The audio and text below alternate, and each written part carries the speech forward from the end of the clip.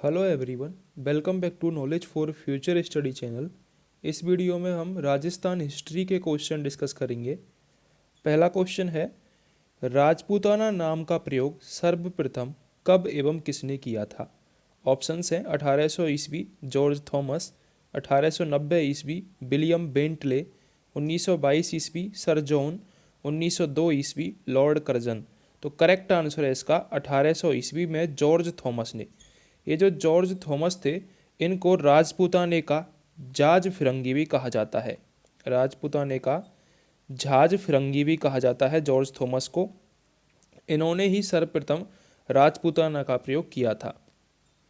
इसके अलावा अगर आपसे पूछा जाए कि 19वीं शताब्दी में किसने किया था, तो 19वीं शताब्दी में कर्नल जेम्स टॉड, ठीक है, उन्होंने अपनी जो पुस्तक थी annals and antiquities of Rajasthan, पुस्तक का नाम जरूर आपको याद रखना है, annals and antiquities of Rajasthan,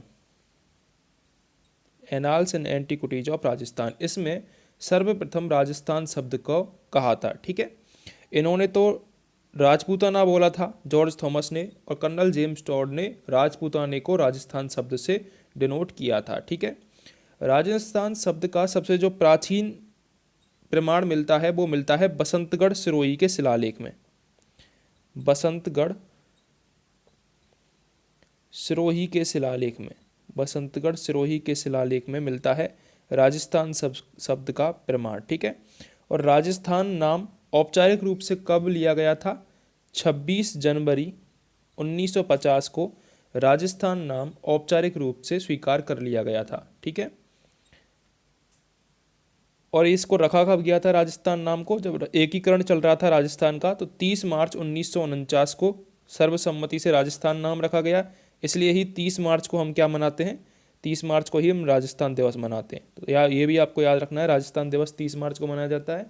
और क्यों मनाया जाता है? क्योंकि इस दिन 30 मार्च 1949 को राजस्थान नाम रखा गया था। ठीक है, अगला हमारा क्वेश्चन है, आज के राजस्थान को 19वीं शताब्दी में राजपूताना नाम किसने दिया था? तो मैं आपको बता चुका हूँ, कर्नल टॉड। इन्होंने अपनी पुस्तक annals and antiquities of Rajasthan में राजपूताना नाम बताया था। प्राचीन राजस्थान में मालवों की शक्ति का केंद्र किसके आसपास केंद्रित था? तो करेक्ट आंसर है इसका जयपुर। ये जो मालव थे, ये पंजाब के रहने वाले थे। पंजाब की जो मालव जाति थी, उसने जयपुर के निकट बागरछल एवं सिबी ने चित्तौड़गढ़, सिबी कहाँ पर है? चित्तौड़गढ़। ठीक है, यहाँ पर बागरछल, बागरछल एवं सिबी, यहाँ पर मालव जाति ने अपना केंद्र बनाया था। जब सिकंदर ने भारत पर आक्रमण किया था, तो मालव भागकर कहाँ पर आ गए थे? नगर में आ गए थे। और नगर कहाँ पर पड़ता है? टोंक में। ठीक है, तो यहाँ पर ये मालव आके बस गए थे। तो मालवों की शक्ति का केंद्र जयपुर के आसपास केंद्रित था। सेकंड ऑप्शन करेक्ट हो जाएगा। अगला क्वेश्चन है, प्राचीन नगर जो महाभारत और महाभाष्य दोनों में उल्लेखित हैं, तो करेक्ट आंसर होगा इसका माध्यमिका नगरी। ठीक है, ऋग्वेद में सर्वप्रथम मत्स्य जनपद का उल्लेख आर्यों के मुख्य समूह के रूप में हुआ है। ये जो मत्स्य जनपद था, मत्स्य जनपद, इसमें कौन कौन सी जगह आती थी पहले? इसमें जयपुर, अलवर, करौली और भरतपुर, ये पहले के टाइम पर मत्स्य जनपद में आते थे। ठीक है, मत्स्यों की जो प्राचीन राजधानी थी उसको उपापलव्य कहा जाता था। उपापलव्य ये मत्स्यों की प्राचीन राजधानी थी, जो कि वर्तमान में बैराठ नाम से, विराटनगर नाम से जानी जाती है। ठीक है, विराटनगर कहाँ पर है? जयपुर में ही है। ठीक है, यहाँ पर विराटनगर में पांडवों का अज्ञातवास पूरा हुआ था। ठीक है, तो ये आपको याद रखना है कि जो महाभारत और महाभाष्य दोनों में उल्लेखित है वो है माध्यमिका नगरी। ठीक है, मत्स्य का सर्वप्रथम उल्लेख कहाँ पर आता है? तो ऋग्वेद में मत्स्य का सर्वप्रथम उल्लेख आता है। प्राचीन नाम के असुमेलित जोड़े को छांटिए। ऑप्शंस हैं गंगानगर, यौध्य, भरतपुर विराट, जालौर स्वर्णगिरी, उदयपुर सिबी। तो करेक्ट आंसर है इसका भरतपुर विराट। ठीक है, भरतपुर को विराट नहीं कहा जाता था। विराटनगर जयपुर में है, बैराठ की पहाड़ियों में। तो भरतपुर को मत्स्य संघ में जरूर शामिल था भरतपुर। गंगानगर को यौध्य कहा जाता था, जालौर को स्वर्णगिरी, ठीक है, क्योंकि यहाँ पर जो महल है उसको भी स्वर्णगिरी कहा जाता है, जालौर का किला। उदयपुर इसको सिबी बोला जाता था उदयपुर को प्राचीन टाइम में। तो यहाँ पर असुमेलित कौन सा हो गया, भरतपुर विराट। सिबी जनपद का उल्लेख सर्वप्रथम कहाँ पर मिलता है, तो सिबी जनपद का जो उल्लेख है वो सिक्कों के रूप में मिलता है। ठीक है, चित्तौड़गढ़ के पास स्थित नगरी सिबी जनपद की राजधानी थी। चित्तौड़गढ़ के पास स्थित नगरी सिबी जनपद की राजधानी थी। भीलवाड़ा और चित्तौड़गढ़ के आसपास का जो क्षेत्र था यहाँ पर सिबी जाति निवास करती थी। मेवाड़ के अनेक स्थानों से सिबों के सिक्के प्राप्त हुए हैं। ठीक है,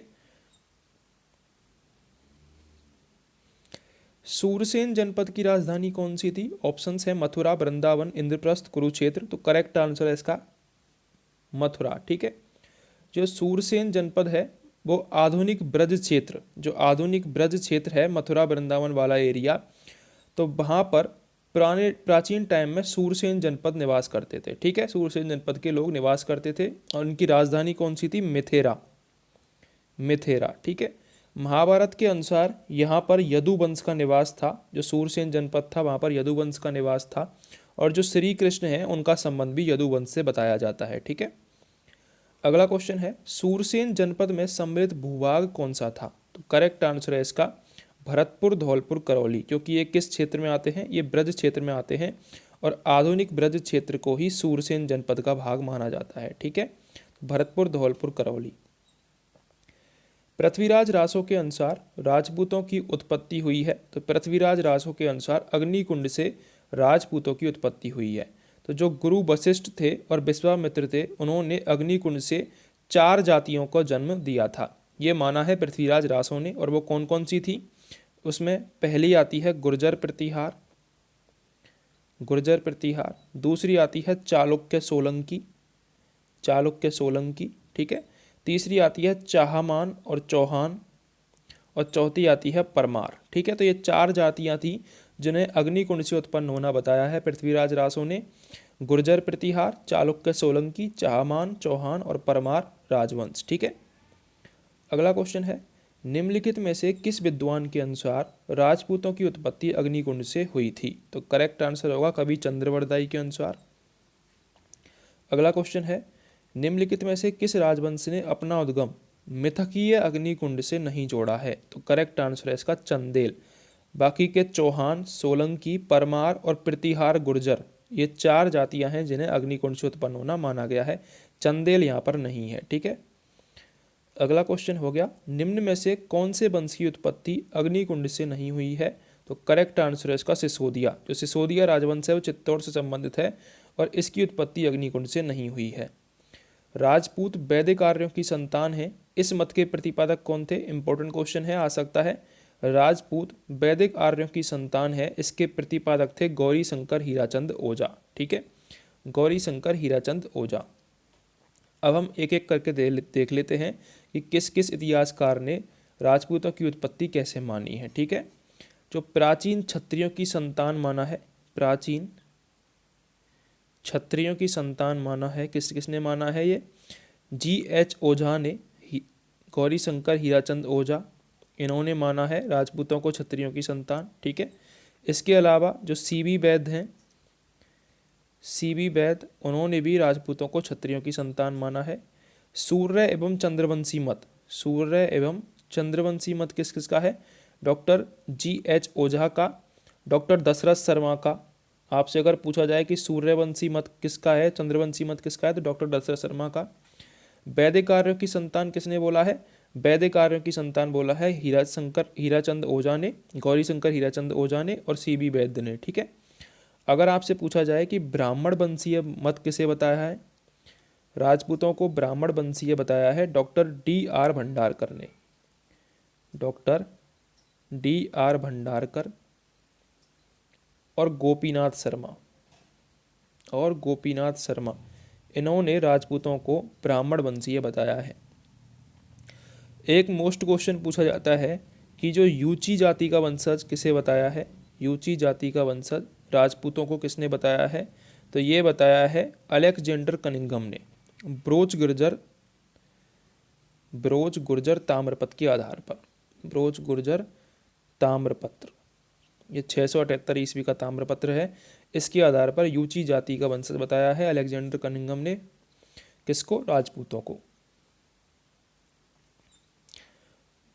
अगला क्वेश्चन है हमारा, राजपूतों को हूणों की संतान बताया है। तो करेक्ट आंसर है इसका B.A. स्मिथ। B.A. स्मिथ ने राजपूतों को हूणों की संतान बताया है। अगला क्वेश्चन है हमारा, ब्रोच गुर्जर नामक ताम्रपत्र के आधार पर राजपूतों को यूची जाति का वंशज मानते हुए इनका संबंध कुषाण जाति से किसने जोड़ा है? तो मैंने इसका आंसर आपको बता दिया था, अलेक्जेंडर कनिंघम ने। जो ब्रोच गुर्जर ताम्रपत्र था 678 ईस्वी का, उसके आधार पर राजपूतों को यूची जाति का वंशज माना है। निम्न में से किस इतिहासकार ने राजपूतों को सख एवं सीतियन जाति का वंशज माना है? तो कर्नल जेम्स टॉड ने राजपूतों को सख एवं सीतियन जाति का वंशज माना है। तो ये आपको याद रखने थे कि किस इतिहासकार ने राजपूतों को किस जाति का वंशज माना है। क्वेश्चन पूछ लिया जाता है कभी कभार। अग्निकुंड से होना भी पूछ लिया जाता है। इससे क्वेश्चन पूछे गए हैं कि अग्निकुंड से गुर्जर, प्रतिहार, चालुक्य, सोलंकी, चाहमान और परमार, ये 4 जातियां उत्पन्न हुई थी अग्निकुंड से। चंद्रबरदाई ने पृथ्वीराज रासो में इसका उल्लेख किया है। ये आपको याद रखना था। अगर आपको क्वेश्चंस अच्छे लगे हों तो चैनल को सब्सक्राइब जरूर कर दें, बेल आइकन को जरूर दबाएं और वीडियो को शेयर करना ना भूलें।